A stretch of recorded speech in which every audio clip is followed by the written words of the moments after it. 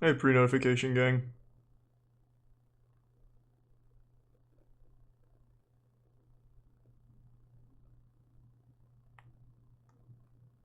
Shit.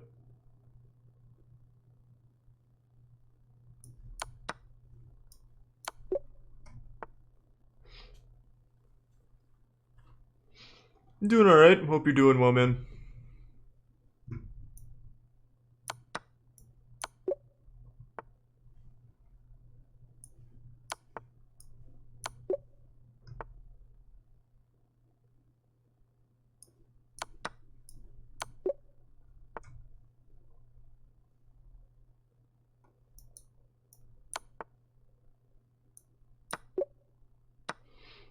Yeah, we're doing a chess lesson with Levy today.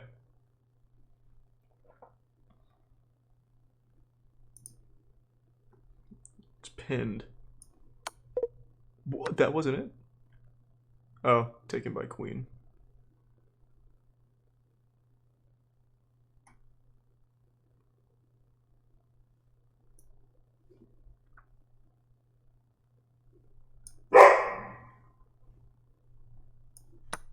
That was queen. God damn it, I'm falling apart.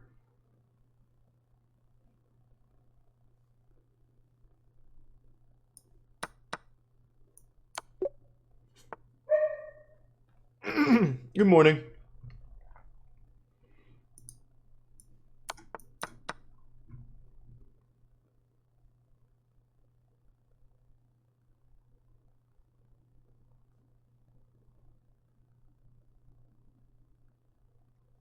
Ooh, what's the continuation here?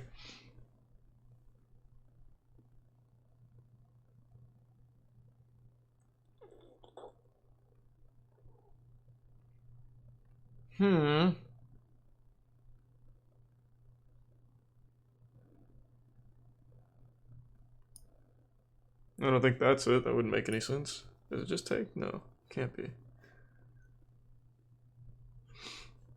Yeah, it's an early stream. Thanks to the resub, Shirio. Whew.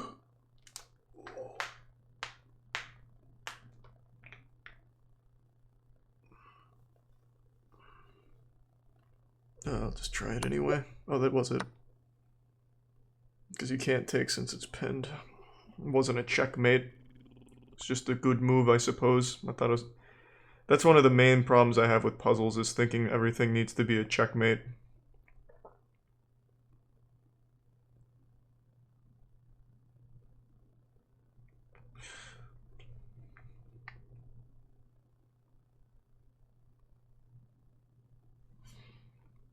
Thanks for the gift sub, Sam Gleason in the Tier 1 California Sucks.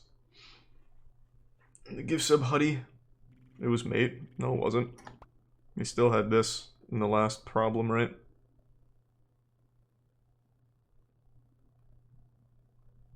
At least I think. I can't remember now.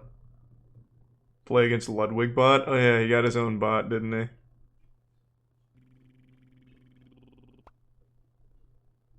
How does it start? Probably with a bishop move or take, maybe. Pin. Take. Yeah. No. Just take. No checkmate.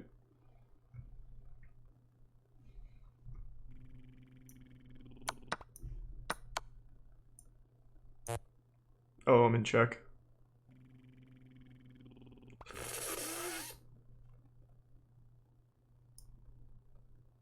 I think he's just move king, right?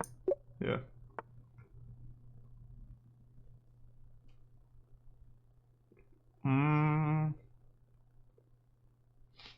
Thanks to tier 1 Presto and the resub Limbo, gift sub Perez, resub Hasiryu, and Cutter Vision the Prime Jam, and the bits jumping.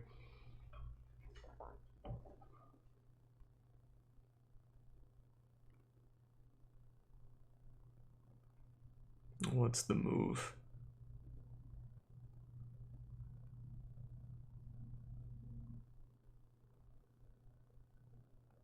Does it start with this? Take, take, take, take, take. And we go into an endgame? Yeah. Thanks to the Prime, Avent Pog, Ghoulsy, and the bits Dick Cherry.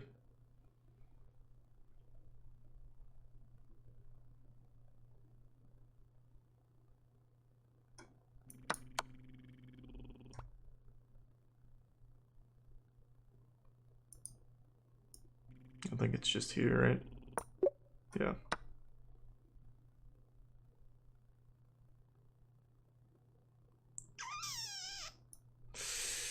It's not a king move, I don't think. It's probably also not a pawn move. Well, it might be a king move. I move this back. And then push pawn.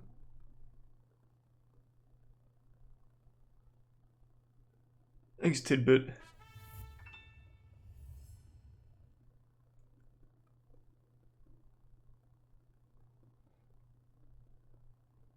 I feel like it's supposed to use the pawn.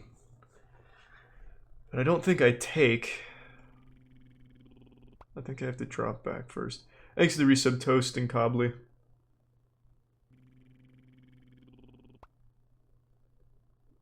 Maybe I take first and then move. Oh, because it gets rid of the rook. I see.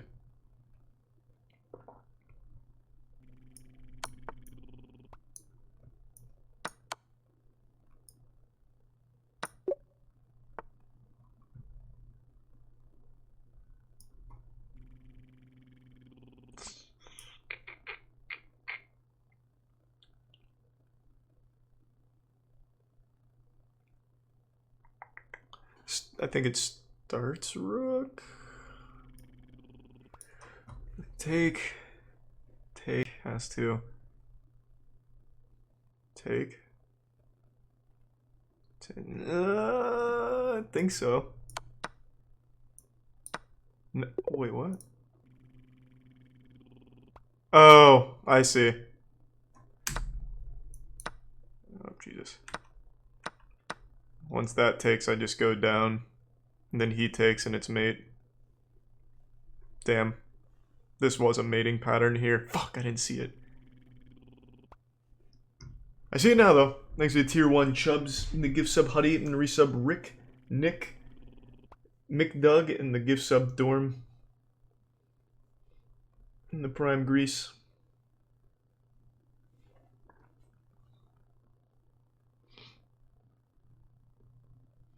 God, I'm so tired of the J Station spam. Of course I've seen it. It's been like 3 days. Why are you guys so late to everything? Thanks to the Prime phone box. Thanks to the Prime Slick. No, I know what the solution is now, I'm pretty sure. It's just pushing it down its mate. Yeah. I just didn't see it right away. Thanks to Resub Blake and the Prime Slick. And Swabby.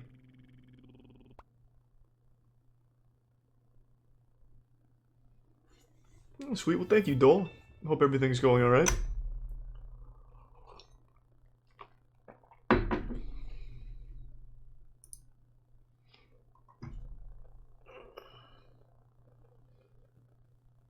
Yeah, it's just gonna be chess for this afternoon, then stream again later tonight. Thanks for the 5 gift subs, Google Translate.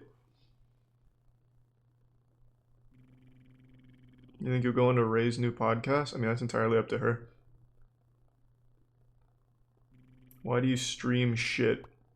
I don't even know what that means. What, you don't like chess? Darker Healer 8. Thanks for the gift sub, Huddy. I'm gonna give sub Jimmy. No one's forcing you to, like, stop in here, man. If you don't like chess, why stay?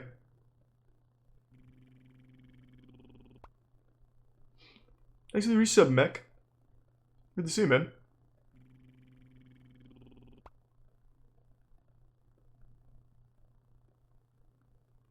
Thanks to the Prime, Miru.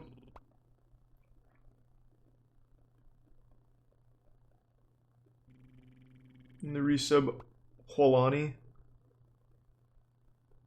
And the resub, Panda and Prime, Panic Attack, and resub at 7-1.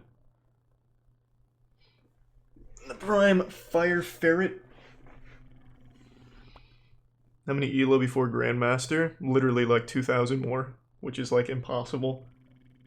Thanks to the resub marts.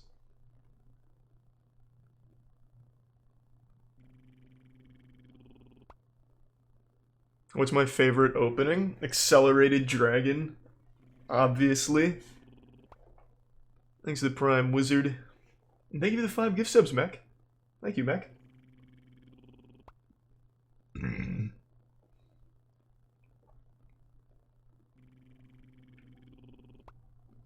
I don't know the Traxler.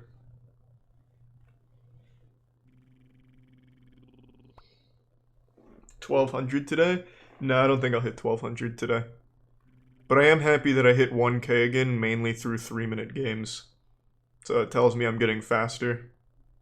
Thanks to tier 1, that Tokyo Panda.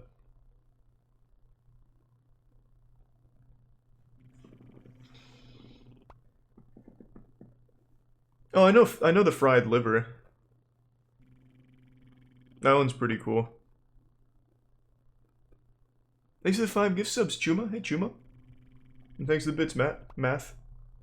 And the Prime, Barrera.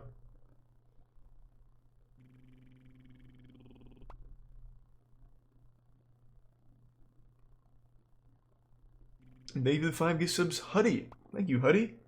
Appreciate the generosity.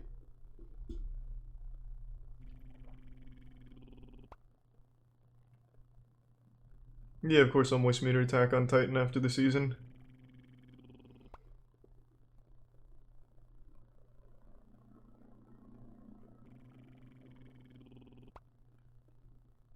And have I tried the soggy biscuit strat? Oh no, I have not. Yeah, I should try and learn that, or the blue waffle open. Thanks for the bits, Cougar. Thank you for the goddamn look down. Thank you for the 5 tier 2 gift subs again, man. It's like 3 days in a row. You're a fucking maniac. Thank you, look down. Thanks to the resub D squared. Yeah, that's what I've been doing, Rambe. I was doing puzzles just a second ago, but it's about time. We're getting to that point. Thanks for the bits, Kiwi.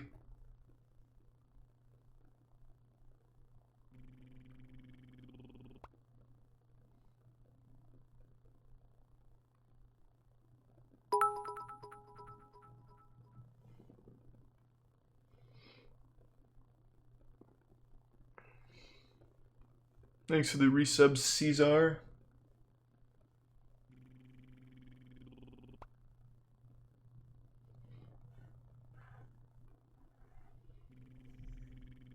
Have I tried the hippopotamus opening? It's not a theory thing. Yeah, I know the hippo. I've seen it. I don't know it, but I've seen it. Thanks to the tier 1 Bacchus and Prime Dread.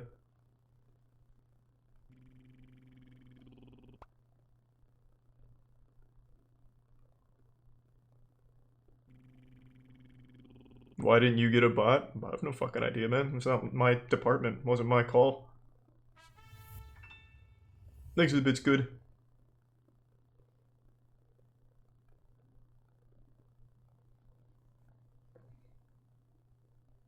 I stretch the browser so that way my face cam doesn't block the left side of the board.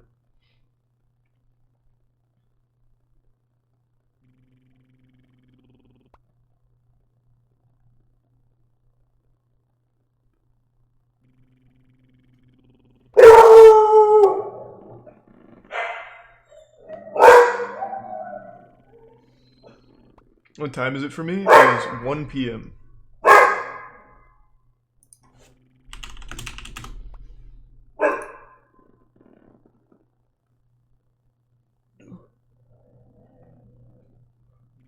Thanks to the reset, May.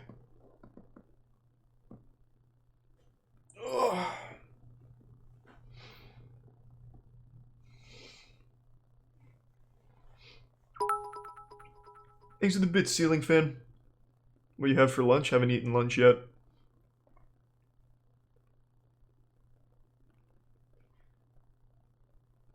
Thanks for the gift sub, Dorm. Resub, Rager. No, this is with Levy today.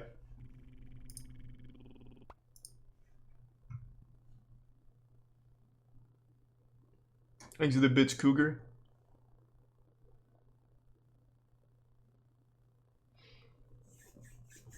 When is PogChamps? Sometime this month. I'm not sure.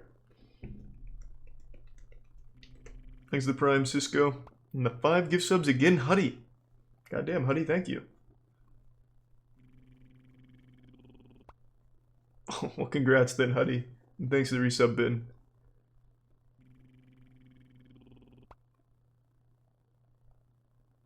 Thanks for the tier 1 Shodden.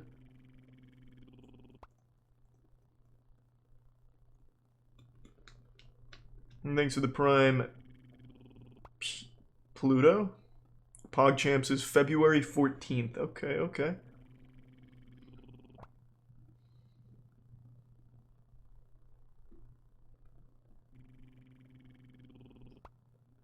Yeah, I'll be streaming again tonight. It's just going to be a chess lesson for a little bit this afternoon, and then tonight I'll come back and do something else.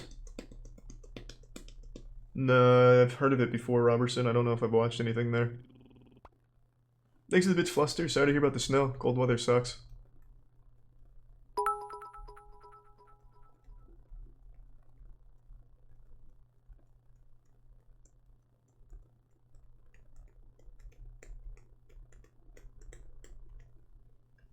Use the Norwegian penis cum gambit.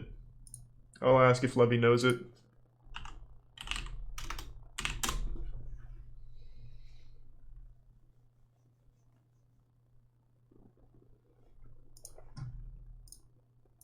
Yo.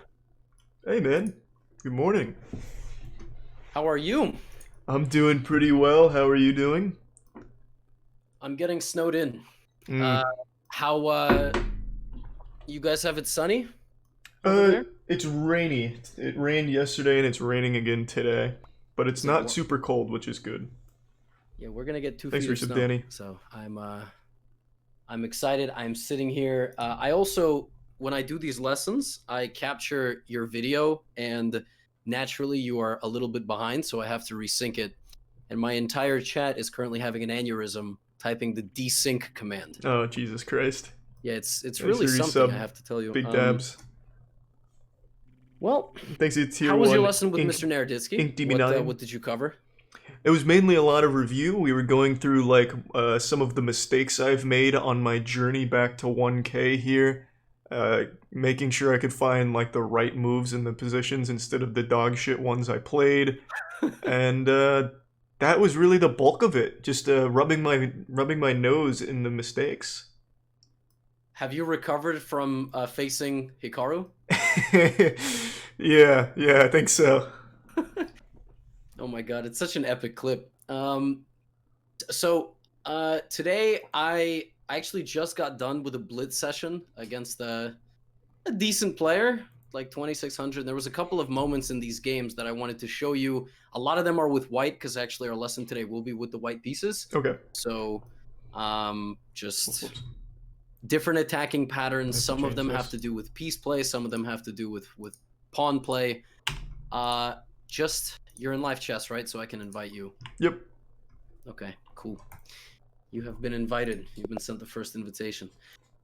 And before we go, any questions about openings? I did notice that against Hikaru, it was a French and you didn't play the advanced, but you played advanced in a few other games and it worked really well. So yeah, I guess I need to know like when's the right time to play it, because I feel like I'll autopilot playing the exact same thing without recognizing if it's like optimal or not. You know what I mean? Mm-hmm.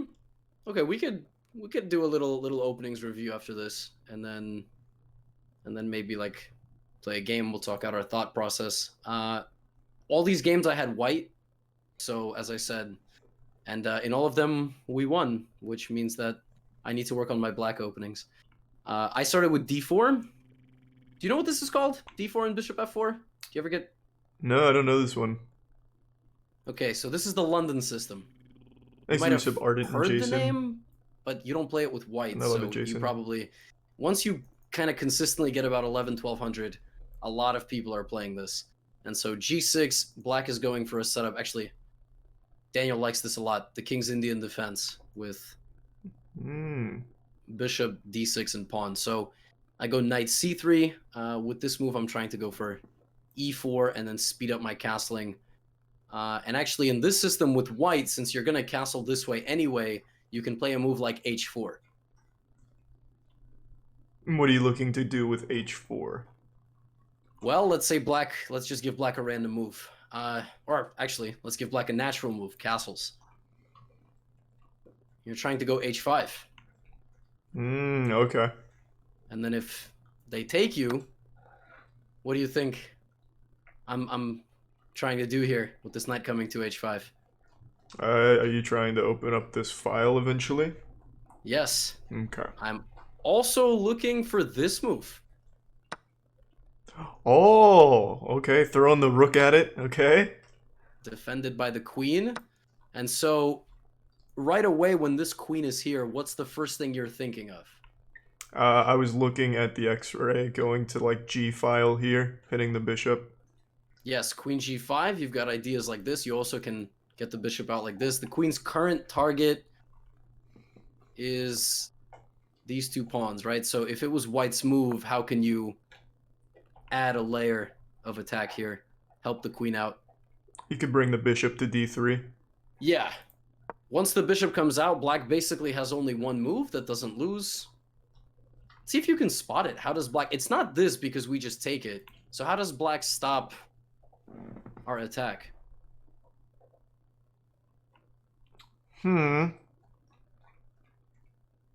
Interposing. You have to block the path of one of the pieces. You have to block its vision. All I see that does that without throwing away strong pieces, pushing the pawn to F5. That is 100% right. Okay. So supported by this and this. And then white is still doing well because you've developed a piece. You can bring the knight, so it's going to help the queen also. And in the long run, you told me we opened this H file, so who's going to end up on that square? Oh, that's going to be the rook. Yeah, so the last piece is going to get It's involved. a These tier positions 1 are Konai, horrible to play Tanner. with black because it's an avalanche. And that's actually why I always say if H4, just play H5. Don't even... Now, a couple of things have to be right for this to happen. So first of all, black has to castle into it, right? Like black has to already have their king there. You have to not castle, obviously. You have to have your options open. But if black plays h5, well now, I mean, we have to kind of go back to more natural development. And that's kind of what I do. Opponent took, I did this. He plays c6. Next 3 sub GRM. So now I move my queen out because I'm trying to go long. Knight d7, castles, castles. Okay. Now this is a bit harder. But opposite side castling, how can white make progress in this position? What's next? You get here, what's next? I was looking at a way of breaking the pawn chain here on the king side, but I'm not seeing an optimal way. Let's try to use... So, rather than words, let's try to go for specific moves. So you want to break the structure. What are you thinking about? What move specifically? I'm trying to figure out a way of opening the H file, so I'm trying to get rid of that H5 pawn. Okay, well, how can we target this pawn? We've got this, but there's one move that will help break the mold there. I'm guessing just pushing the G pawn then. Okay, so very good. Pawn break, right? G4. The problem with this move is that if you do it now, they take and, you know, Yeah. Okay, but how do you prepare the move G4? You probably have to... You have to drop the bishop back and push the other pawn. So this will prepare it in 1, 2, 3, but you can prepare it in 1 and then 2. Oh, just moving the rook. Yes. Now, okay, $1,000,000 question. Which rook? I think it's supposed to be the D rook, right? Since it's not involved in the attack. Yes. Yes, rook G1, exactly. So this is also an interesting concept. I was looking at this game after I played it. Thanks to If you play Prime rook Rooks. G1, if you plug this into the computer, it wants you to play like a waiting move or break in the center of the board with E4. And I was like, why not Thanks this? to Prime Timmy. And then if you let this move sit, it suddenly starts saying white is much better. So computers struggle to see an attack far out. I don't know why. It's always been a weak point of computers. Like they underestimate slow attacking, like preparing moves and the move G4. Now, if this is your plan, what do you think black is going to do? I want to see how you conceptualize this. What is black? Is just black's not going to sit there and die. So what do you think black is going to do? I guess they'd try and recognize where the attack's coming, and let's see how they would reinforce that square. So can they stop our plan of G4? No, they can't stop that. At least not that I see. Yeah. Well, I mean, they could bring the knight in to like e5, but he just throws away the knight, so it doesn't work at all. Yes, exactly. So like moves like this, I'm totally discounting. We'll just take and everything. So, and G4's coming. So when I think G4 is like gonna happen, I'm like, well, blacks. There's two ways to face an attack. Obviously, stop it, or counterattack. Thanks to the resub, So owning there's two tuna, spots the of prime jersey, the counterattack. resub Mike. Maybe in the center with E5, or where else on the other side of the board. So how's that gonna work? What are you conceptualizing? How's black gonna attack you? You could get the queen over to the b6 over there and maybe look to get an attack on king side. Yep, queen side. Or queen side, right? Yeah. Queen side. Because we put our queen. So Yeah. queen a5, queen b6. But how about with a pawn? This is very, very important. How will black? You know, let's say the queen comes here, sure, but there's a certain move here, like a pawn attack, very similar to ours. b5. Oh, okay. So something like this. Like I just want you to kind of understand that this is even possible. You know, for me, you build experience, you're like, okay, rook g1, I want to go g4. I know for a fact my opponent is going to play b5. And that's what he does. I mean, they're trying to get a faster attack than me. They want to attack my knight, so my knight doesn't guard my pawn. You suggest that the queen is going to come out. So castled on opposite sides, this is how you pawn storm. Always be thinking the pawns are coming first. Now, I don't care. I just go g4. He takes, I take, knight f6. Okay, logical. Mm-hmm. Now I drop my rook back to g2. Why there? Why not g1? Why Because g2? maybe stack the rooks. Good. Good. You don't just have to automatically go back to where you were. Rook g2. Also, this is guarded. I don't know if that's ever going to be useful, but... And, you know, the cool thing is you don't know where you're going to stack. Thanks to the resub, Timmy. You have the flexibility here. You don't know if you're going to stack on the h file or the g file. So at least you're flexible. They're kind of... This decision is yet to be made. So knight to h5 gets played. Obviously, guy wants to go here. Couple of ways to handle this. First of all, are you afraid of this? No, because it's guarded. But more importantly, from a conceptual standpoint, why would black not want to trade off the knight for the bishop? You get a pawn more in your attack here, so you could push that pawn to try and clear out that way there. Yes. Perfect. This knight is like the one thing stopping everything. Literally everything. Yeah. Do you remember in the last lesson, this is going to be a conceptual review. Thanks to the prime flag guy and resub Saucy. How many more, what's that rule? How many more attacking pieces than defenders? It's, was it +2? Yes. Okay. In this case, we have 4, because we have bishop, 2 rooks, and queen, and we can have the knight. So, bam, bam. Now the knight's 5. That's what I like to see. That's looking good. So in the game, I tried to be a bit fancy.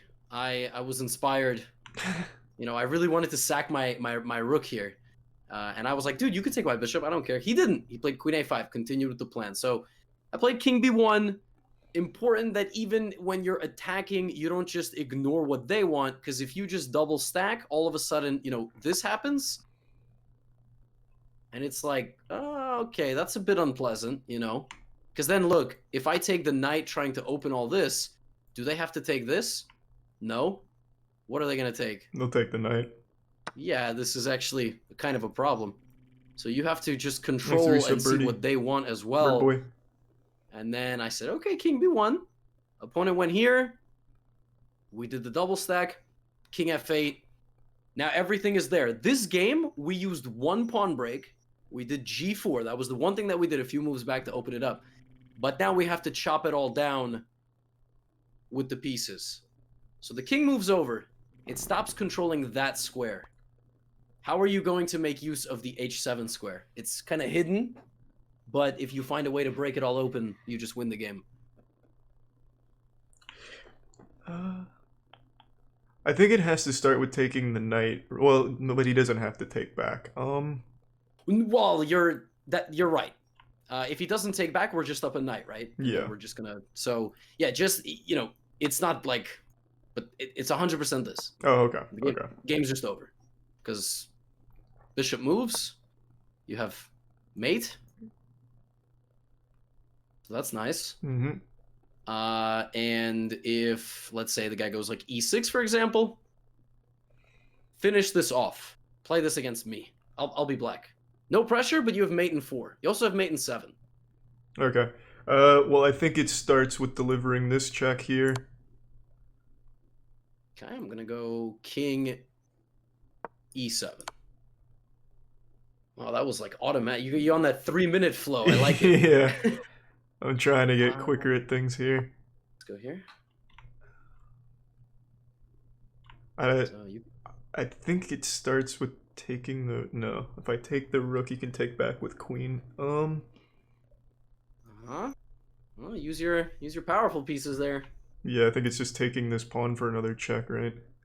Everything falls apart here. Everything falls apart. If I go king up, you have mate in 1. Where is it? It's just right here. Yes, nice queen and bishop. And if I go king to c8, it's actually funny. I know you had just discounted this move, but right now, since the king just is on the back rank, like bishop d8 is definitely the best move, because no matter what happens, something's on the back rank. Mm-hmm. So king takes, rook g8 is mate. You clear the path. Queen d8, rook g8. I mean, I trust you'll beat even the strongest of grandmasters in this. But you give this with white versus Hikaru, I think you win 10 out of 10. rook g8. I don't know, man. After what I witnessed playing as Smurf, it felt like playing against God himself. That shit was wacky. Yeah, Thanks for tier 1 Lava Lux and the gift sub Rick Roll. Even I feel that way. Resub Vera. But the easiest thing to do here, if you ever get scared, by the way, is to just do this. You will never, ever, ever lose knight versus 5 pawns. Worst comes to worst, you go and get this pawn and you make a new queen. Okay, makes sense. So if you want to like just have a final... It's a big tier 2, Kenshin. Just simplify Prime, it. right? Don't even... What's the only way, for example, what's the only way white can lose this position right now? Back rank mate. Yeah, so you just have to make sure he doesn't get to the G file. Yes, and I suppose, you could say you would lose on time. Yes, but position, I mean, if you hang your queen by accident, you might still be winning because you have so many pawns. So here, couple of things. Number 1, early H-pawn attack, especially when the opponent plays G6 and bishop G7. So like this fianchetto. That's what this is called. The fancy Italian word, this bishop G7. You can use this H-pawn attack. If they stop it, the next lesson of the game was the opposite side castling. And then opening up the position, you wanted to go G4, you saw bang, bang, bang, but you can even do it with one move. And once you find this move, it's all over. Like, it's actually crazy how strong and fast this attack is for white. And you just look for the one pawn break. For example, if black hadn't gone here, if black just continued on this side, this is the pawn break, right? We would have gone h5 and... Yeah, there's not a whole lot they can do from that position. It's terrible. Just completely lost. Even if we're losing, the pawn, because we're just opening it all up. And bishop is like this. Just bishop h6. Right? Pretty self-explanatory. You told me earlier you wanted to stack versus the bishop on the king. You can also, if you want, bring in the queen. Black's attack is not fast enough. There's nothing over here. So this. Black just doesn't have any time. Bishop is coming. Queen comes in. And it's game over. And that's kind of like, I have 4 examples. So we'll take a look at like each one. Here, let me invite you to the next one. And just look at this mix of using the pawns, how the king is positioned. Sometimes the king is in the middle, sometimes it's not. This game I had white, it was a Sicilian defense. And I played b3. So you've probably...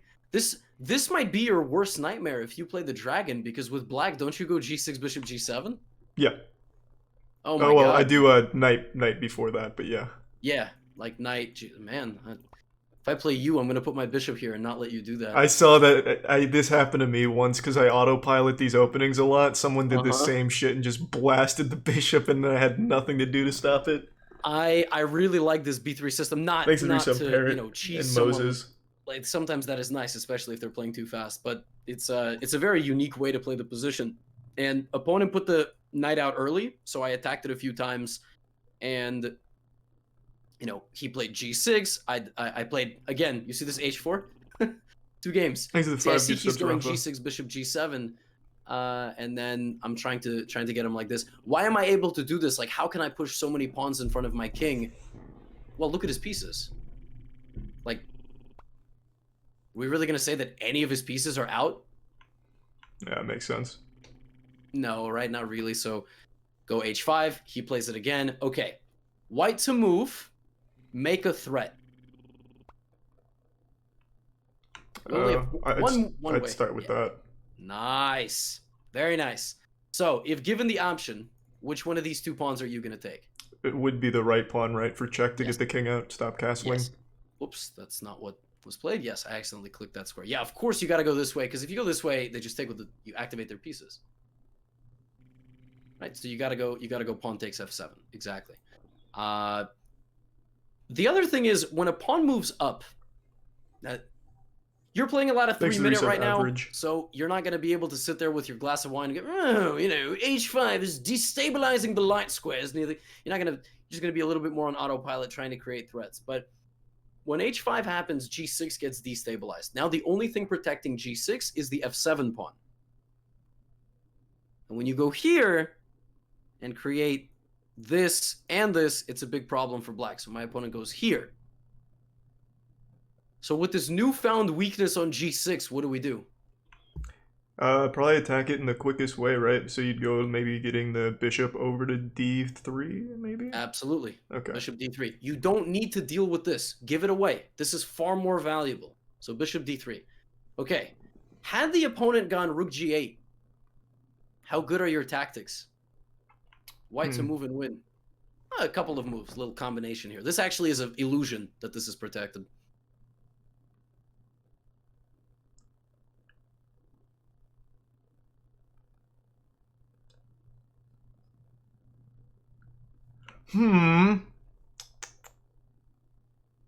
I think I see. It's bringing the queen over h5. Oh, nope, it's not pinned. He just takes.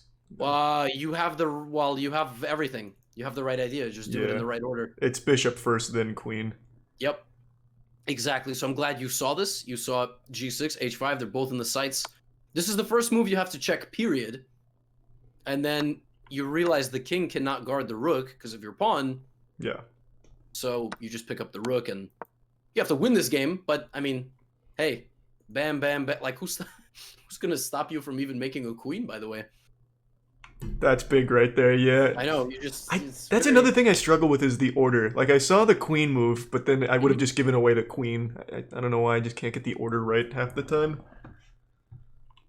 The rook just moved. Yeah. So, if this rook wasn't here, period, this would just be mate. So, obviously, you see this, and I wouldn't say you didn't get the order right. I think when I was playing this game, I also Makashi and Robo.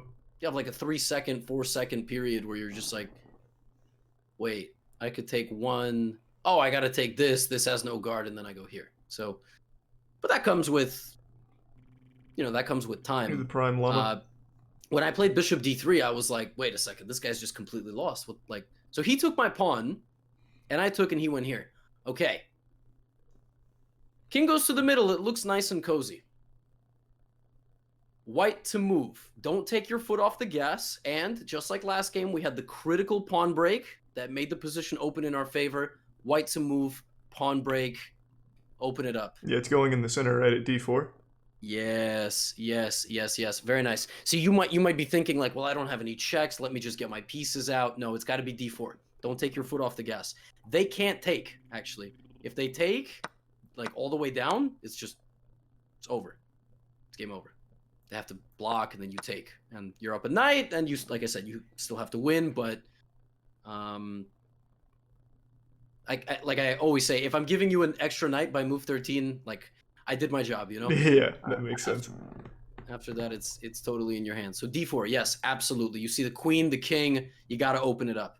Knight e8 got played, and take. Now in this position, I actually did something wrong. So this is, and I want to show this.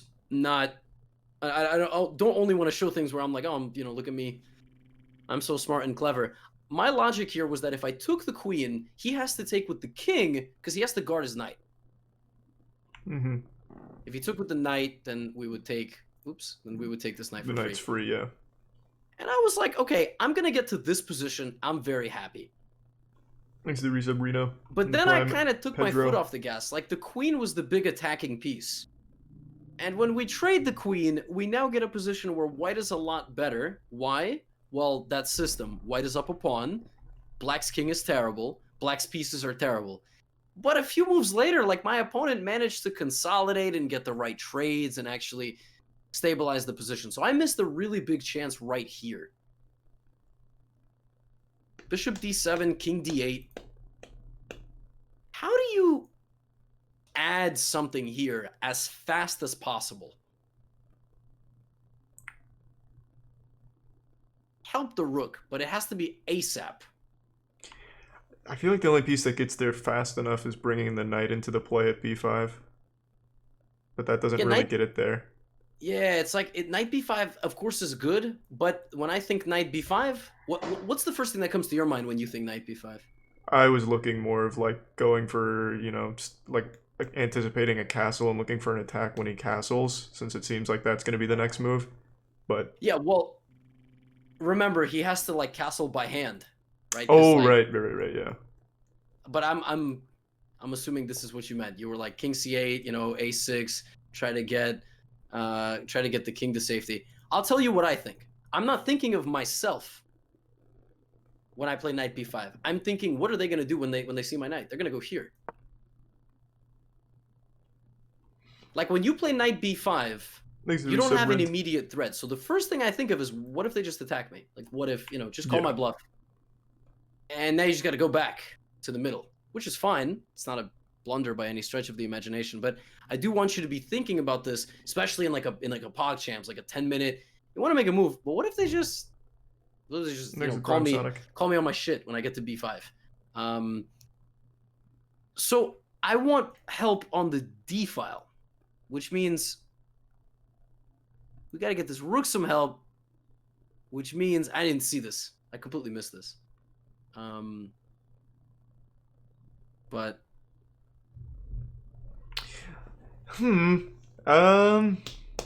shit.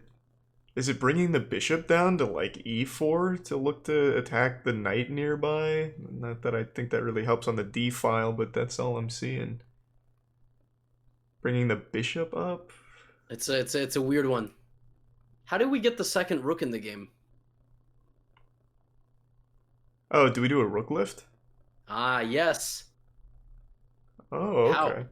Do you just bring it up to h3 and then across? I know, yeah. It's the weirdest thing ever. It's like normally it's this way and that way, but it's this way. Okay. Because traditionally your brain is like 1, 2, 3, right? Yeah. That's how we get the knight out and everything. But no, it's even faster. And if I had found this, the game would have been significantly easier. We could have won it much faster than I did. And what's funny is that, how does black stop us? Like, black has to go king c7. Doesn't that just walk into our other idea? Yeah, and that's when we bring the knight up. Yeah, this is terrible. Like, black is just getting rolled here with the double. And sometimes you can trade the queen as long as you have more attacking pieces in the game. But I think that objectively speaking, trading the queen is probably not the right idea. Like, you have the wild card, so just move it. And then finish your development. Maybe move it out of the way of like a knight d4 or something. Make sure that it can't get hit with the knight somehow. But trading the queen when you're attacking is not the most desirable thing. Here we can kind of see why. Yeah. And yes, people are. I gave a warning to the chat before we started the lesson to keep backseating to a minimum, otherwise they would get called out on it. But yes, folks are like, you can go knight b8. And I mean, if you have to play this move on move 16 to defend yourself, that's kind of the end of the lesson. Good luck and good night. You have 3 pieces on this side which can't move. This is, like I always say, we have to win. We still have to win the game. It's not over, but it's just about as close as possible. So that's as far as that goes. But in the opening, only possible if we find the break and then we find the immediate attack on the weakened spot. There's always this lurking tactic. And in game flow, seeing this king come to d7 and going, oh, I gotta open the board here. Like the first thing I thought is king is on the same file as my queen. I have to open up my queen. So you have to go d4. It's not, don't even think. And then knight c3, knight f3, etc. I got 2 more for you. Run it. Any questions so far? No, it all makes sense. Absolutely. Yes, in a game, of course, this is 3 minutes, so it's not going to be perfect. This one is the opening of this game is pretty stupid, so please disregard. I mouse slipped very early. I meant to play e4. I played e3, so then I went I went full stupid. But here's another game, by the way. We have this h4, h5. Nice. The signature. He really didn't like me playing this h5 move. But okay, I guess I can even pause right here. What is this? Move 9 is coming up for white. Why is this position slightly better for white? Based on what?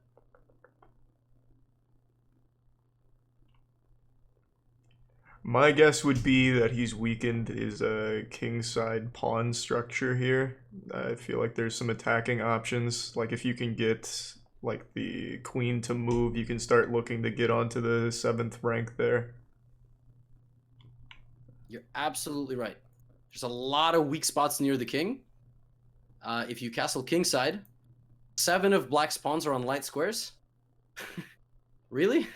Like, all we gotta do is get this dark squared bishop out, and it's like Swiss cheese. All of these weaknesses. Plus, what is this? Like, why is the queen there? Like, I know it doesn't, like, we don't have a move to immediately attack the queen, but where is this knight going if all of its natural spots are blocked? Yeah, I can only really go to the rim. And if it goes here, well, I mean, if it can't come back, because we'll take the pawn, because the knight gets in the way of the queen. Very clumsy position. So, again, you can go you can go slow development, but I played f3. Now, only move is bishop f5. How do we hit the bishop again? You just push the pawn again, right? Yes. So e4. Take. Now this is supported by both horses. So the bishop has to go back to g4. When we made this trade, what opened for black?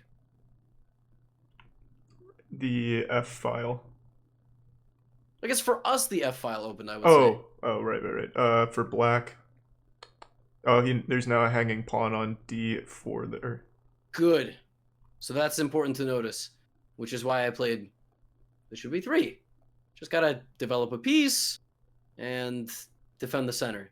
I could have, in this position, also played e5, attacking the knight.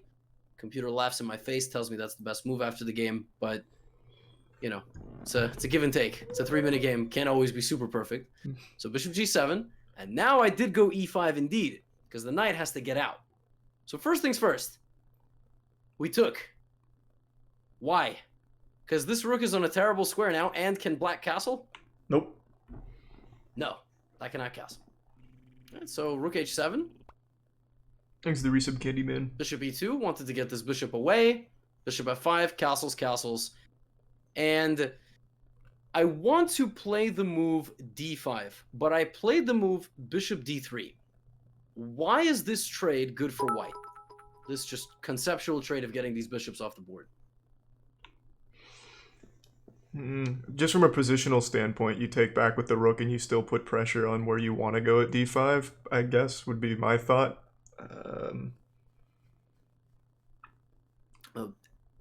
That is, I would say, I'd give that full credit. I like that. I like that. All I right. think just on a very very simple note, we don't even need to be like too big brain about this. This bishop is Black's most powerful piece. It's the only piece that Black has that's really doing anything. Okay, And makes sense. best piece is a stretch. I wouldn't. It's like the best of the worst kind of. So you go bishop d3. You just get rid of it. Now Black has no active pieces whatsoever. So I want to go d5 again. It's a move that I really want to play. However, who is on the end of the c file? These two pieces. Yeah. You put yourself in check at the end of the exchanges. I want to take with the knight maybe, and my king is pinned, so I play king b1. Slow move. Again, this is, remember the first example? We played this move, Thanks a king bit, b1? Storm. So, 2 examples ago, the queen was out lurking on the queen side, hitting our pawn. And before we destroyed on the king side, we just throw in the move king b1. We play king b1. It gets the queen kind of off the same line of our king. And now Black is actually playing a decent move, bishop h6, trying to trade off one of my attackers. So, knight e2, reroute. Another concept. Have you heard of rerouting? Yep. So we're trying to, we're not going to make forward progress. I want my knight to end up on this side of the board. And the constant kind of lurking pressure of one move and one move in particular makes this position basically unguardable, undefendable. That's a word for Black. And what move is that? Three examples now. Yeah, is it just pushing the G pawn? So if to which square? Oh, no, that wouldn't work. I was looking at G4, but that's not going to work. Okay, so idea is an idea. G4 doesn't work, but where is it? It's just going back to the middle there at D5. Exactly. King is in the middle. See, these flank pawn pushes G4 are really good if the king is there. But Yeah. king's here. D5 is game. Oh, that sounded like wind howling. Oh, Was that that was my dog. Yeah. Oh my god. Yeah. Oh, I thought it was either a fire truck or wind. That was No. oh, that was the husky. Jesus. Okay, take, queen b6. Hey, layered learning. We build on the previous example. You gonna take that queen? No, we don't want to because we're using her to attack, right? Yeah, so where are we gonna put it? What's the best square for the queen? There's a couple of squares which are good. I actually didn't play the best move, but I want to see what you think. Where should you put the queen? It should still be something to reinforce D5, right? So it'd need to be something like F3. F3 is reasonable. It doesn't have to necessarily reinforce, because if you come in with the knight, you're also happy. Oh, true. It still attacks the queen. Still got a lot of F3. I went to C3 because I didn't want the rook to get to C8, but it's not even the best move. How do you can infiltrate with the queen? How do we infiltrate with the queen? Oh, is it by trying to get her to like G3 here and push up that way? Yes, to Okay. G8. Yes, and I didn't play that because Thanks the prime bolt. I'm a human, but you're gonna get this exact same position in PogChamps. You'll play Queen G3, Queen G8, and the queen's just paralyzing everybody there. Just nothing that Black can do. Throw in the queen and it's all good. Queen C3 also good. Knight G6, and now we transform our attack into a winning endgame. Not all attacks have to end in mate. Some attacks can end just winning material or just converting to a better position. And now, question for you. Would you take here or would you push?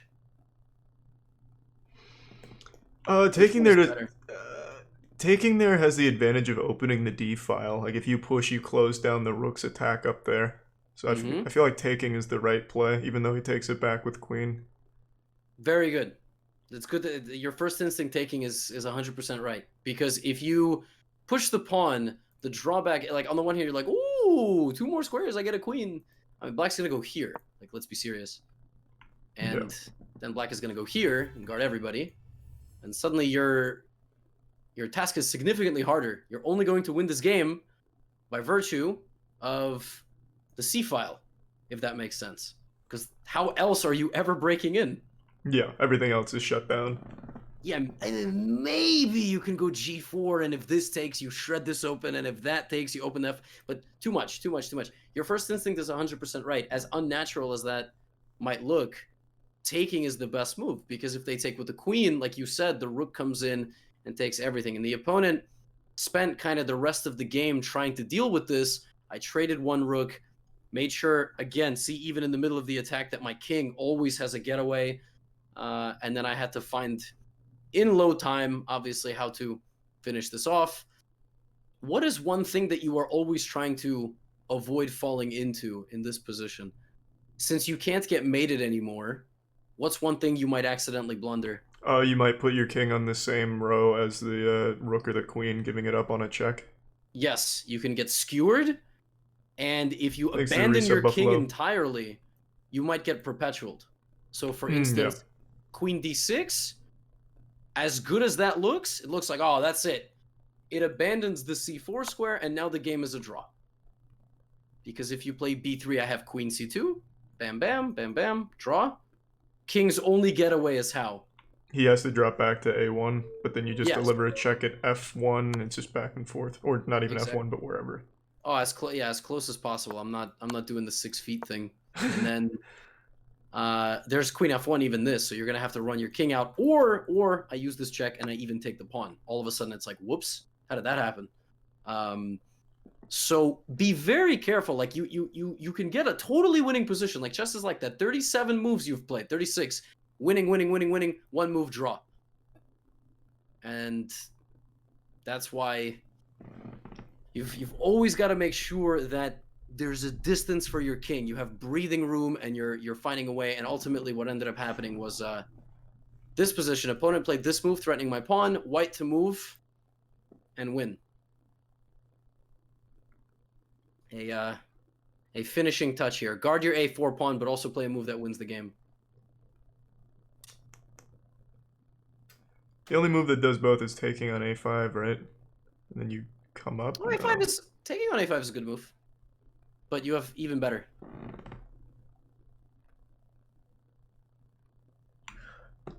Pushing the pawn to defend it doesn't. Too beta. Yeah, it doesn't work. I want you to be an alpha. Use the hierarchy. Checks, captures, attacks. Once you get to attacks, you will realize what it is. Then you go down, like, attacking black's most powerful pieces. Do I have a way to attack black's queen? Oh, just driving the queen away with bringing the rook down. Is that that's the Yes. order? I see. Yes. So you look at, do I have any checks? You found the capture. This might be the easy blitz move. Not wrong, but does go away from c4. Could get yourself into a little trouble, but you'll have to be brave and go up. And now there's no checks. Okay. But are you brave is the question. A resounding no.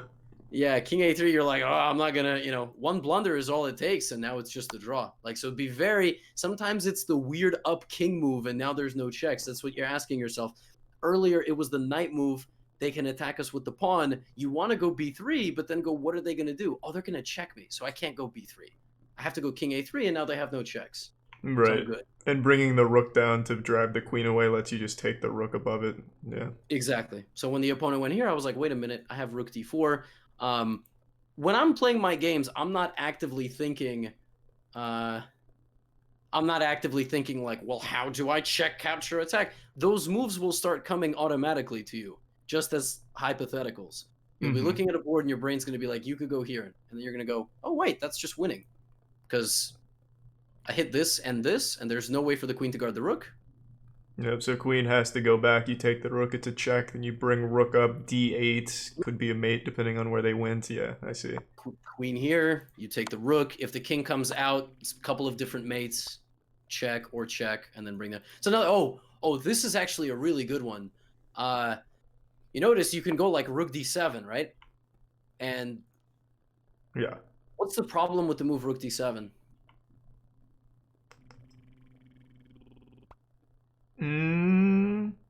Little bit of a trick question, but really more conceptually than like a move response. It's slow. it Oh. gives black a move, Oh, okay. right? Yeah, he Like, just pushes out the pawn, right? Give himself another square. I'm even thinking more aggressive than giving yourself squares. I'm thinking check. Oh, shit. Okay. Yeah, you almost blunder a draw here. You almost blunder a draw. You're very lucky your rook still covers. You know, like you're Okay. gonna have a game where you go slow and you blunder a perpetual, and then you want to throw your computer out of a window. So, how do you do this in a more forcing way rather than rook d7 when it's not a check? Yeah, it's going to f8, right? Exactly. G5 or f8. King goes now. They have to lose their queen. Now your only task is don't stalemate. So you're experienced enough. And this is just, this is easy. So I just don't want you to be like, all right, queen e7 rook, bam, easy.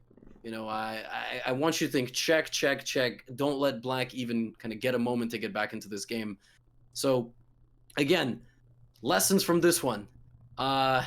Go all the way back to the opening. The pawn play to take space, right? And then trading off our opponent's most active piece, still looking for that pawn break. The one important pawn break to open up the whole position. Don't trade queens. Trading a piece or two is not bad. And I was most impressed that your first instinct here was to open up the rook. Because I thought you were going to say push the pawn and make a queen. And you Oh, just no. said, I'm way above that level now. I like it. You're just like, d6 and easy. D6, and it makes the game so much easier. You open it up, you get your rooks in the game, and then make the luft for your king, and always be monitoring whether or not you can get hit with some sort of check or like loop where you will get caught with a perpetual. Mm-hmm. And that's it. I mean, that's for the last one. Real quick, let me use the bathroom. I'll be right Sure. back. Dissect everything. Take a pause. And don't worry, I see what's going on in chat. Real fucking embarrassing stuff to even glance over at. Thanks to the gift sub Dorm and resub Frunio. With Charlie. The two gift subs again, Chat Huddy. I'll be entertain. right How back. we doing? Hopefully, an ad will make children go away. We got a We'll copy. Oh, someone popped that copy pasta into my chat. That's very funny. There was somebody who. That's very. Guys are hilarious. I had a feeling.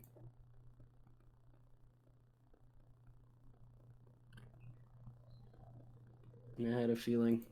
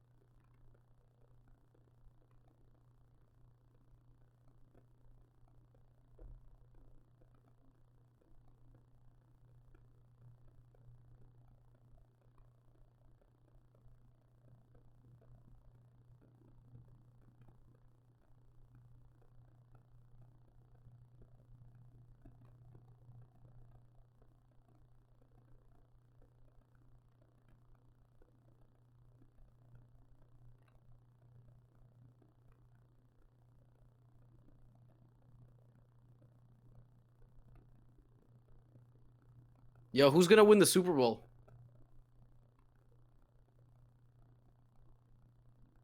Damn that that moist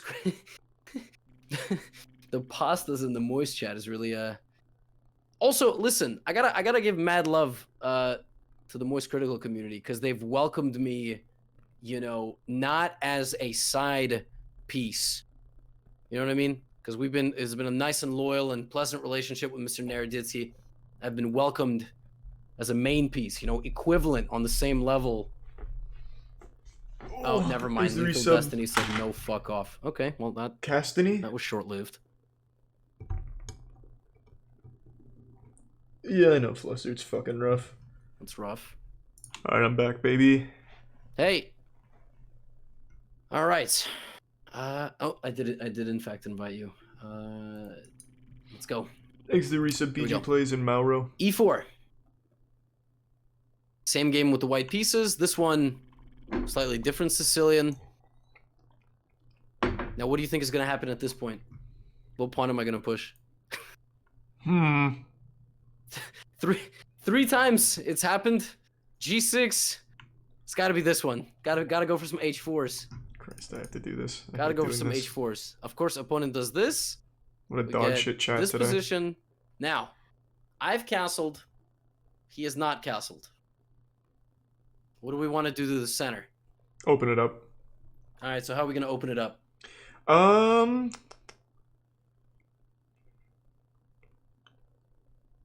think you just start by taking on d5, right? You absolutely 100% start by taking on d5. So, opponent takes back with a pawn. Now, if the opponent gets one more move, they are going to castle. So, for example, if you play rook e1 and you're like, oh, I'm so clever, I'm pinning the knight to the king, then I'm going to go here. Mm-hmm. They're going to castle, and you're going to go, oh, yeah, they could do that. So, after takes, what's another forcing move that you have? Use the hierarchy. No checks. We don't have a check, but we have some other stuff. Checks. You can... I mean, there's a hanging pawn on b5. Guarded. Careful. Oh, he moved the rook. You're right. That was, yeah, it's okay. interesting. It's a refined idea by black. Rook b8, b5. Okay, yeah, I didn't even notice. All right,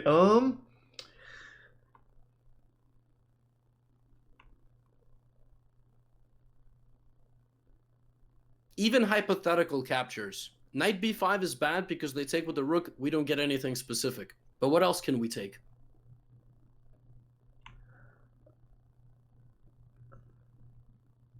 I guess you can just immediately take that pawn and then recapture with bishop. I think, was it? I think it might have been our lesson last week where I said you don't need to go to the you don't need to go to the end of the trade, right? Yeah. You don't need to go to the end, but you can start with this or this. Right? But let's start with this hypothetically. So this comes here, this comes here. So now we've got this, but we also, at the end we see all that. Right. We don't need to take this now. And if we give a check, what's going to happen? They have another knight. Yeah, he's just going to block with the knight. He's going to block with the knight, kind of hold it all together. He's not going to move this knight because f7 is on the other side. He wants to close this diagonal. So, we have an even more forcing move here. And let me just show you one more thing. If queen to f3, this move looks like it just wins. Because, look, bam, bam, bam, bam. But how does black guard the two biggest problem spots? He just puts the bishop in the middle at e5, or e6. Yes, very good. Bishop e6, as scummy as this looks, it does hold it all together. It just holds it all together. Bishop e6 holds everybody. So you need to be faster than that. So you go knight takes f7. We sack two knights. Okay. They take. Now what's our most forcing move? Is it delivering that check now with the queen at f3? So we hit these two pieces. Opponent can't really run this way because we take with check. And then we win back our other knight. So we immediately cash out on our investment. We get both knights. Mm-hmm. And we're winning because we sacked a couple pawns. We got some pawns when we were sacrificing. But now we play queen f3. However, in the game, the opponent felt brave. Makes the resub cheese as and I like TB to say. in the prime. King e6. Very brave move. Super brave. So what's the first thing you think of? You see king e6. What's the first thing you think of? E1 right away is the first thing I think of. Yes, it was the first thing I thought of too. It turns out that it's not even the best move because I hate computers. But but of course you think rook e1. I mean, it must be the best move. Opponent blocks. So when you see knight e5, what are you thinking? I was looking at bringing the bishop over to f4 there. Yes. Attacking that. The knight can't take because it's pinned. So bishop f4, definitely. I'm also thinking bishop g5. I ended up playing bishop g5, but both moves are 100% right. Are you worried about this? Nope, because it can't attack because the rook is pinning it. Good. So that was bait. I'm sorry. I want to apologize. I was setting a verbal trap. I wanted you to go, I got to move my queen. No, you don't. Right? Makes it No, you tier don't. 1. You could just keep developing. Kalia. So bishop g5. Opponent should play queen up. Just hold on for dear life to everybody. But opponent plays rook f8, which is actually not a bad move. They want this and this. Okay. So that's what they want. They want to, and you'll say, well, hold on, rook f3, gf3. I'm good. Yeah, but hold on a second. We sacked 2 knights. Remember? Like you might think, oh, I get a rook. I'm so clever. It's a free rook. No. We gave away 2 knights. Like, let's not forget about that. So we don't... Do we want a queen trade? No. So where are we going to move the queen? What's the best queen move we have? Well, I was looking at delivering the check at h3, but then once he gets out of the way, it's still under attack from the bishop, so that's not going to work. Nice.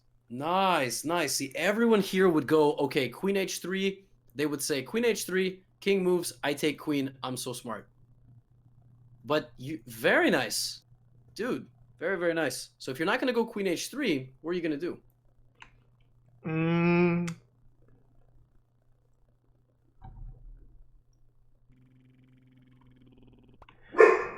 I guess you could... g3 doesn't seem horrible if you drop the bishop back after the attack. Maybe just putting more pressure on that. But I don't think that's the move. So queen g3 is good. Oop, Jesus, I'm garbage arrow drawer. Queen Thanks to g3 looks good. Hope and now Fumi. You have a way to create a threat on this pawn. Because this pawn's actually not guarded. I see, it's just bringing it up to e4. Yes, what's hidden in all this is there is one weak link. Like, this move doesn't look like it accomplishes anything on its own. But there's 2 threats to queen e4. First of all, this is a threat.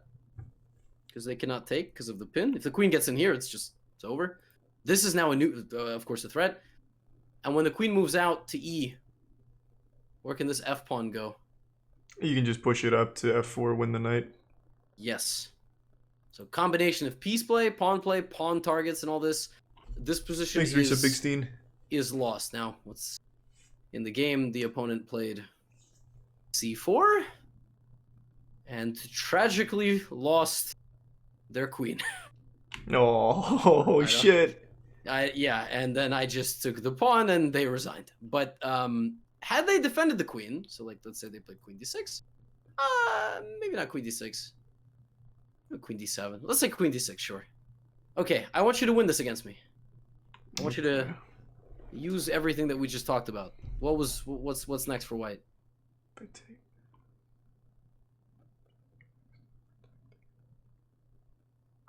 I think we take the knight first, because if I take the pawn right now, you drop it back, you still defend the queen, and we just trade queens. You're saying queen g6, I would have played king d7? Yeah, because, I mean, you still defend the queen if I take. You're right about the queen, but what am I not defending? The knights. I just take the knights. No, wait, not the knights. Well, there's someone else. Oh, the bishop. The bishop. The bishop. See, actually, queen g6, but like that is how a chess thought process works. You go, I'm not gonna go here because, but wait a second, do I have to take the queen? f4 still very strong, obviously. That was the backup plan. Okay, I'll play rook f5, hanging on for dear life here. Okay.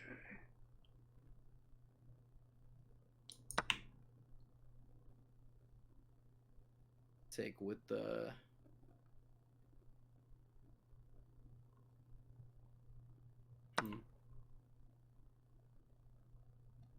You want a queen trade? No, this is our main attacker right now. So, what are you gonna do? It doesn't work.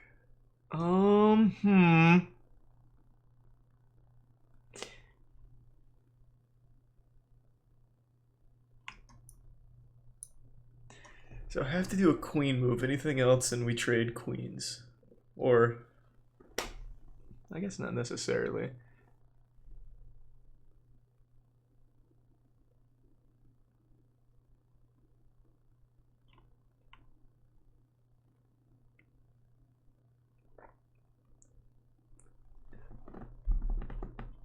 I don't know. I don't know how I get out of this position without trading queens. I mean, no matter what, I come up on top of material here, but I definitely don't see where I go to not trade queens.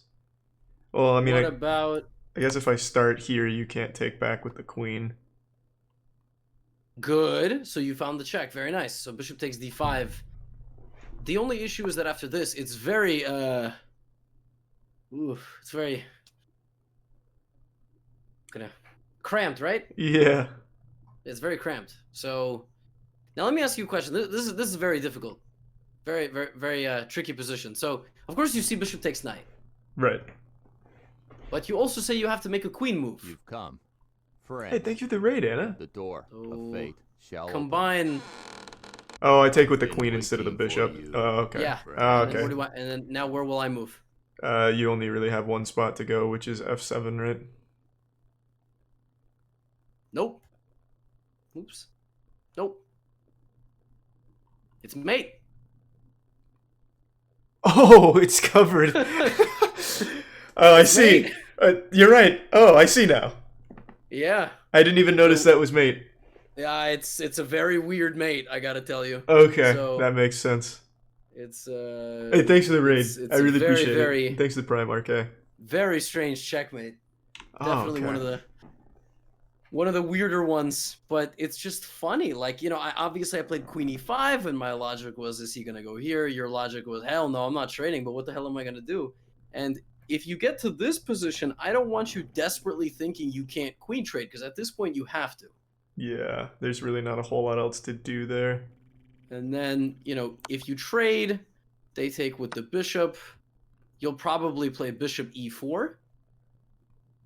Because These are the tier 1 bishop is pseudo and the hanging resub now. retrack. They might move their rook. And then we play a chess game. We're only up one pawn. But it's just funny, like, that this is even possible. And it's good that you were aware of the pawn idea. It's going to start kind of coming naturally. Like, oh, queen, knight, king. I Yeah. have this f4 idea. And I have this. The pawn idea is much better, though. Just taking this and then winning bishop, I think, is a lot more conducive to the attack. Well, let me ask you from a logical standpoint then. I don't want to lose my bishop and I want to stop check. What am I going to do? You're just gonna block with the rook, I think, right? Or the bishop. Oh, yeah, exactly. My And then bishop. you You flank by rook. this is so ridiculous, man. Like, the most absurd defense of the king ever. But if we work this out logically, bishop takes bishop. Black can only take with what? Rook. Rook. It's literally not legal to take with the other pieces. So where can we hit the king now? Now we have the back rank there, so we can hit it e8. Yes, two of these two. I mean, queen e8, of course, better, because queen e7, we take what? We take the knight first, right? Which knight? We take the, They're both good. yeah, it doesn't matter? I think rook e5 is more forcing, because if we take this one, they can theoretically still go here. Okay, so then taking the e5, okay. Yeah, then we can take on Thanks e5. for the gift sub, Gabba, and I'm sorry be about careful. the... This is still guarded, so we need one more. We have to bring in the rook. Yeah, okay.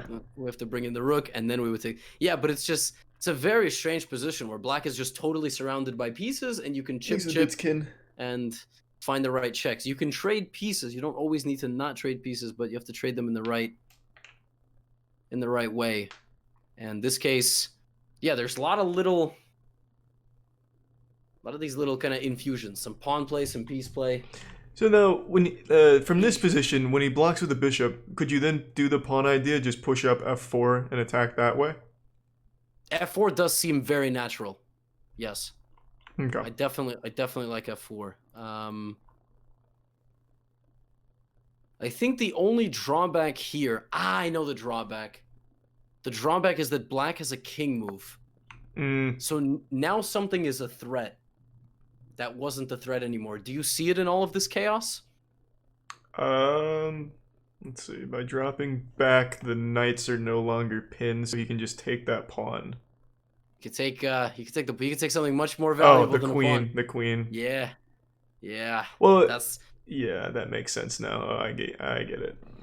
you could go here, but now they're opening up. Like you're still down a knight, Yeah. so maybe you'll play like queen e4, and it can still work. But then I can check you. The position's opening up in a disadvantageous way for you. Got it. Okay.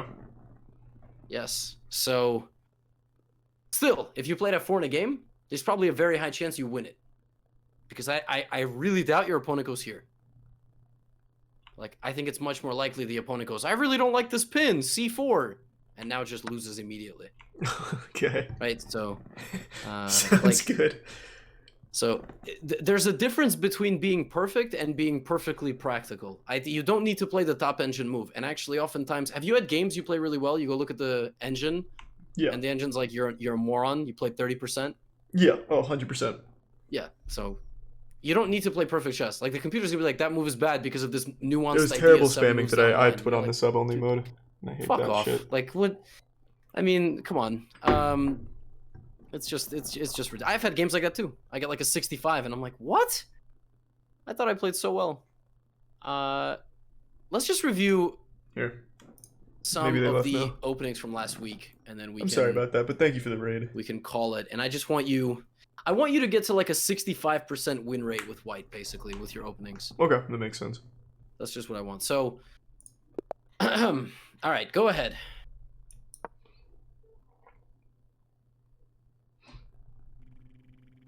E5. Thanks for the prime kick. And good shit, Fluster. First of all, against this, do you remember what to do? Yeah, I play this every time. How's it been going? Pretty well. So 100% of the time they take, I push knight, and then we just play from there. Oh, you're saying most of your games they take? There hasn't been a single game where they haven't. Yo, listen up, 900s, y'all. Oh, terrible, man. All right, okay. Knight g8. And then usually from here I bring this out to prevent the queen check. Good. Beautiful. Yeah. How are you doing? You winning these games? Most of the time, yeah. So since a lot of them are 3 minutes, I'll either lose on time or at some point along the way I fall apart if I lose. But I like the position a lot. And then from here, most people push this out. And then I usually take, but is it better to just like play this move to reinforce the middle? Yeah, keeping the tension. Okay. So if they take, I actually think taking with the pawn is the best. Okay. Because again, we don't like that. And then take, even go long if you want. Okay, that makes sense. Just go long. So this is move 6 and it's +4 for white. So again, I did my job. Now you have to do your job, and the job Right. gets done. It's really funny that they take. Against knight c6, I did notice you were not punishing the copycat. So knight c6, let's Yeah. review this. I definitely need to go over this. So when they copy here, I need to figure out like the right way of doing this. Yeah, you only play d3, f4 when they play knight f6 or, d6 Mm-hmm. or bishop e7. But if they copy you, do you remember the move at least or no? No, I don't. You're gonna have to just give me that review. All right, queen g4. Just going to tell you right now. You got to go queen g4 when they copy you. So play it. Okay. What's the threat? We're attacking a hanging piece over there at the g7. We're also looking for potential like scholar's mate here at f7 at some point, perhaps. Right. So the first thing we have to memorize is queen f6. Mm-hmm. Now here they attack us on f2. This should trigger your memory. Yeah. Don't guard this. Yeah. It's not developing the knight, right? Is it bringing the knight out? No. Oh, I don't remember, man. Fuck. Hit the queen. Is it bringing the knight out at d5? To d5, yep. Oh, okay, it is. All right. Go ahead. Now, the threat is this and this. Mm-hmm. So queen takes f2. I just go back. Yeah, you have no choice. Yeah. At least this one is easy to remember. Yeah. This one. Okay, I hope someone does this against you and hangs their queen. I actually would be willing to bet money if you play queen Thanks, g4 this Reese's week, Scott. someone will play queen f1, especially in a Okay. 3-minute game. And then you're gonna take it, and they're gonna be like, "Oh, wow, okay." There you go. So after king d1, this is still a threat and this is still a threat. At this point, you're combining 3 ideas. 3 ideas. Number 1, trap the queen. Do you remember how to trap the queen? How do you attack the queen, first of all, when it gets here? Is it bringing the knight over to h3? Exactly. Okay. That's exactly right. If they hit your queen, it depends what they hit your queen with. If it's with the knight, you could take the queen and then take the knight, if you see that. Okay, that looks nice. So, yeah, you just win a piece. Again, I did my job. You got to do your job, and you'll win. If they Nice go reset h5, reflective. this is a little bit worse because it's just for a pawn. It's not that great. Just slide the queen up. Because, to be honest, where else are you going to go? Every other move is a queen trade. Okay, makes sense. And that hangs a queen. So don't do that. This is also a queen trade. Right, so queen g5, and if they attack you like this, you can keep going. You can keep going. If they go rook,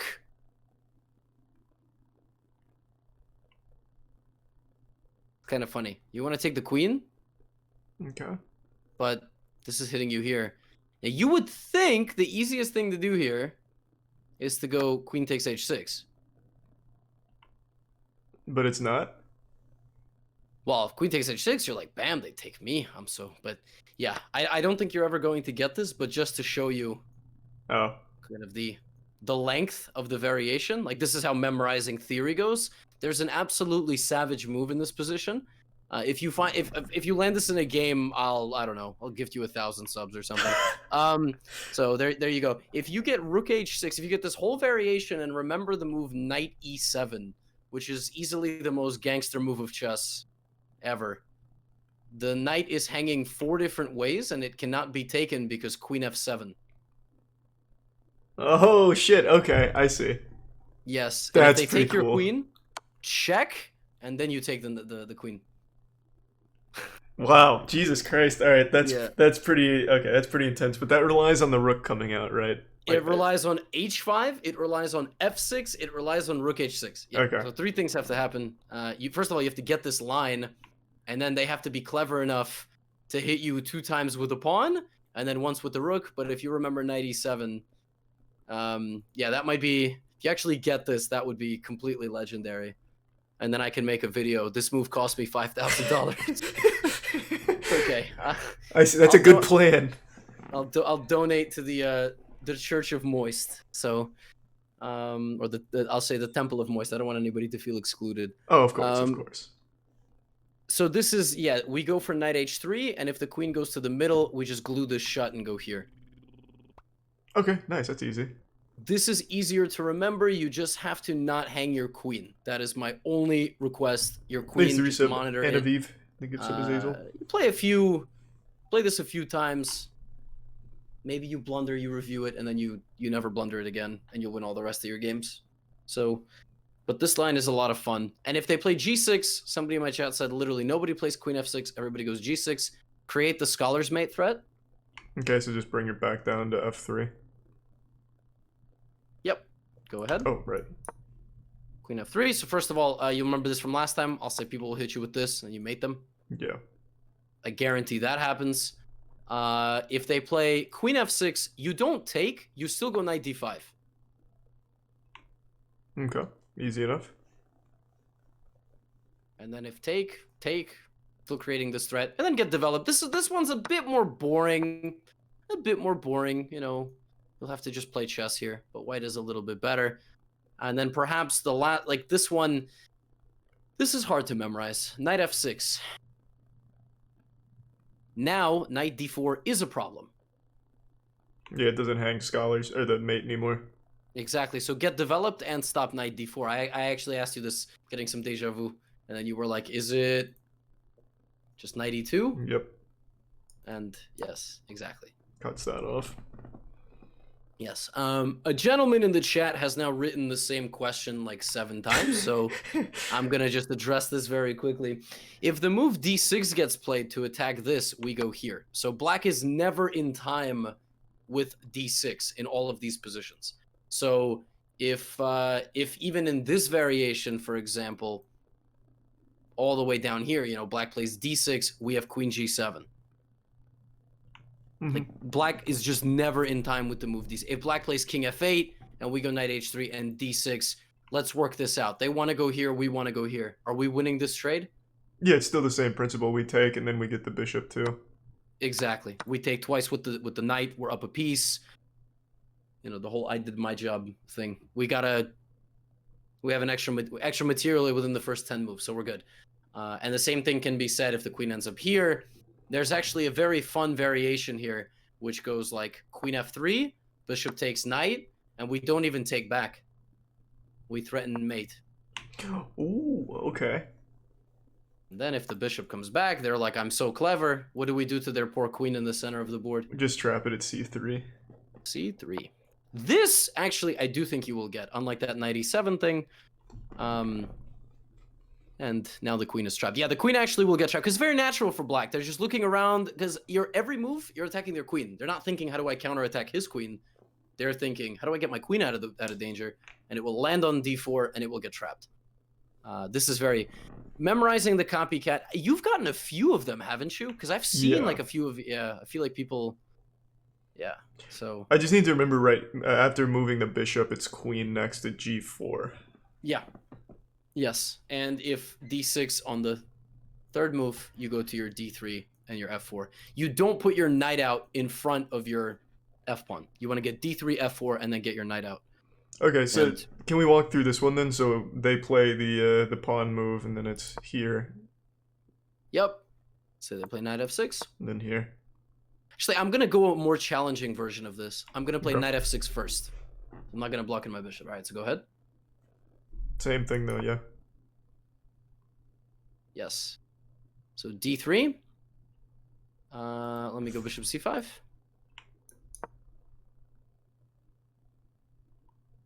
Play d6.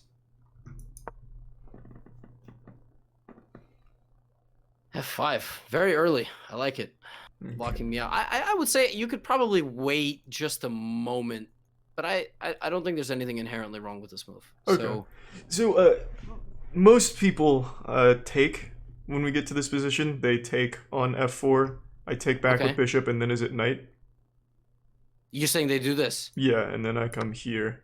Okay, that's good to know. Yeah, if at your level they're taking, yeah, we should review. And then you say they like go like this, or they castle? It depends. Sometimes castle. Mainly, most times they'll move that pawn though. Yeah. Right. Okay. Yeah. Knight is the right piece. Okay. Trying to think. Is there anything specific in this move order? Auxiliary sub jeepers. So if they take, I actually think, and like they castle or something. If you want to play, and have you struggled with this? The fact that you can't castle? No, not usually. Oftentimes I'll just like make a move to open up the center, push the bishop off, or something like that. It hasn't been too much of an issue. Great. So d4 is good. Another thing you can do, let's not forget. Yeah. I actually think if you incorporate this long castle, you'll just destroy everybody, because black will castle this way. This is the one thing that holds people back sometimes in Vienna. It's not optimal for black to take in the center, and it's also not great for white to castle queenside in the London. And it's only depending on if black plays like a grandmaster, and you're not facing grandmasters, I would hope. So, unless black is cheating, or actually, the irony of saying that you're not facing anonymous grandmasters is not lost on me. But yeah, queen d2 and then something with long castle. Also very good idea here is bishop g5, especially if you can get this pin without the bishop. Thanks to the prime. Why? Like, as long as this is the pin, because for example, how do you add pressure to the knight? We just bring the knight up now, d5. Just knight d5. You're gonna open that king. See what I'm trying to get? Mm-hmm. Open up the king, get the queen in there. Yeah, I think this will This will be very good. So incorporate a queenside castle. Is it It's very prime good to know that B-tail? people aren't doing this. So if they're taking because they can, then get the pieces out and then maybe castle queenside. And maybe what the attack will look like after that, if we just go that whole length. For instance, bishop to e6.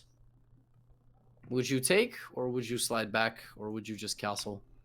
So in 3-minute games, I usually don't make the trades because I like to make them like walk it through. It takes more time, so I usually drop it back. Good. I like that strat. Let's say queen d7. Connecting my rooks. Well, actually, now maybe d4, d5 is very good. But let's just say you castle long. There's the prime And I'm going to play a6, trying to create some sort of pawn storm on you. How would you attack white here? So I'd probably bring my rook over to e1 and look to push up on e5 with the pawn. Even though I think that's maybe overloaded. You said d4 and e5? Yeah, I'd try and push through there, but I'd also bring my rook over to e1. Uh-huh. Definitely not bad. Also, did I just say we attack white? Attack black. Opposite side castling. What's the first thing that comes to mind? Did a lot of attacking examples today, so I see king is over there. I want to open the G file. You can just start pushing up the pawns. Yeah, whether or not this is the best move according to the computer, you know, G4, maybe H4, just open it up, you know? Mm-hmm. And then, like, if you go G4 and they, like, take with the knight, for example, Thanks, put reset something on tile. G1. You maybe block the bishop out. Don't lose the rook. And by the way, even if you lose the rook, I'm not sure this is even that like, practically speaking, that great for black to deal with all this. Like, black has to probably be precise. One bad move, and all of a sudden it's like bishop H6, mate is being threatened. My computer says one thing, but I'm not so sure. Maybe we play D4, block it out. But yeah, play it like this. And if you like your strategy of running it down mid, you have my blessing. That's also good. Okay. It's also good. If it works, it works. If it works, it works. For Blitz, do you have any like time management things that you keep in mind somehow? Like, do you? Oh, fuck no. I've been getting a lot better at it. Like, I went back over 1K mainly through 3-minute games, so I'm definitely getting faster. But the amount of time where I'll find myself with like 30 seconds left where I felt like I still had 2 minutes is nuts. I do nothing to remind myself of time. You can, if you want, a good thing to follow could be like, all right, I am never going to be down more than 20 seconds on the clock. Now, in game flow, that could be really Thanks to difficult. reset Bryce. Or like 30 seconds, max, absolute ceiling. And it's not easy. I mean, I struggle with this, you know. I'm pretty sure that even Daniel, who is like a bullet machine, when he plays slow games, I think he also takes his time a lot. He gets into like low time situation a lot. It's just like to think, man. Yeah. So set yourself that little thing, like 30-second barrier. And if you're up on time, I'm never going to let my opponent get within 15 seconds. If I'm already up on the clock by like 30 seconds, I'm never going to make that barrier go 15. Thanks to Prime Like, Heyo. go any closer than 15. Something like that will be very good. And then just constantly scanning the checks, the captures, you know, the attacks, those kinds of possibilities. And I think that will be good. And as far as homework goes, I mean, no homework. Catch somebody with a queen g4 symmetrical Vienna, and I'll be happy. Is that what that's called? That bishop queen line after throwing the knight there? Yeah. Well, I just call it copycat, and then if they go copycat, queen g4 is death. It's like it's literally the touch of death. If you can get queen g4, queen f6, knight d5, it's like 99% win rate or something. So people, I've had like 1600 level players tell me that over a sample size of 30-40 games, they get 90% win rate with this move. So, yeah, it could be like a easy melting of the opponent. Plus, they're going to be thinking, and you know, you're going to play queen g7, queen f7. Okay, that makes sense. Now, to get into the copycat, it has to be 1-to-1, right? Like, it has to be bishop. He has to move. Okay. There's no other way of getting in there. It's exactly. It's not just, oh well, if the bishops are like this, I'm gonna go queen g4. No, it's e4, e5, knight c3, knight c6, bishop c4, bishop c5, Okay. and that's it. Now, if it's Thanks for prime fatty dabs. so if it's like knight c3 and then they go here, and then you go here, and then they go here, it's still a copycat. Yeah. It doesn't matter. Just as long as it's completely symmetrical. If it's this, yes, it's copycat, but no, you cannot go here because you Bishop. will lose your queen. Yeah. Yes. So that's the small difference. Now, maybe, like, I don't know, super, like, random, nuanced hypothetical if, I don't know, they go b6, d3, and, you know, like, the extra inclusion of the move doesn't always matter. Because you could still attack the g7 pawn as long as you're not losing the queen. But in general, this concept, with the two knights and the two bishops, the second they get their knight out, it doesn't work, sadly. But so when they bring the knight out, what was the progression again? Knight comes out from that position. No. From I bring queen over to g4. They bring out knight to attack the queen. I just take the pawn, go in. Yep. Okay. They don't guard this, you just take it. Okay, cool. They don't guard this, you just take it. Even this d5, they think they're so smart because of this, but you go queen g7, you just win. Like, there are only two moves you really need to worry about are queen out to f6, guarding this, pawn up. Okay, and pawn up, I drop back to f3. Yep, you drop back to f3. And if at any point you forget, I know a guy on YouTube. So, you know, type in Vienna, and then, you know, the click on the video player, it'll say copycat, and just, you know, we don't need to don't always need to wait. That's actually the best way. Like, if you mess it up, review it immediately, because you don't want to make the same mistakes 3-4 times. But I know that I've seen you play like the past few days, man. You play like 20-30 games. You play a lot. So where do you play? You play like on your phone when you're like relaxing on the toilet? No. I'll just sometimes I'll just get the itch and I'll just hop on for like 10 something games in 3 minutes, and I just do that on the computer. Oh, okay. I was gonna say I noticed that when I was looking for your game against Hikaru, like I made just the funny video of it. Like it was like 50 games back, even though you had played. You had to. Oh, you played Arena Kings. That's why. Yeah. That's why. How'd you do in Arena Kings? 401 out of 1688. So not terrible, but I lost 3 games where I was winning. I just lost on time. So it could have been higher. That will happen. Those are the worst. How's your mouse speed? You good at like pre-moves, or no? That's a. Oh, we don't even need to get into that. That's a fucking can of worms right there. Well, all the blitz training will pay off for tie breaks if you need to, you know, get the one blitz game at the end when it's a tie. But hopefully you just beat everybody in the 10-minute. Yeah. And your brain is supercharged for the 10-minute now. Any questions before we sign off? I think I'm all set, man. That was good. Awesome. All right, I'll check in. If you have any questions throughout the week, feel free to be like, dude, I don't remember what the hell I'm supposed to do. And set up a time maybe for next week. Sounds good to me, man. Absolutely. Thanks again. No problem. Have a good. You gonna keep streaming? No, I'm gonna head out for now, so I'll toss stream your way again today. Oh, I was gonna raid you. All right. Oh, well, wait, are you still? I'll get you back. I got you in the past. I'll get you again. You know. It's yeah, of course.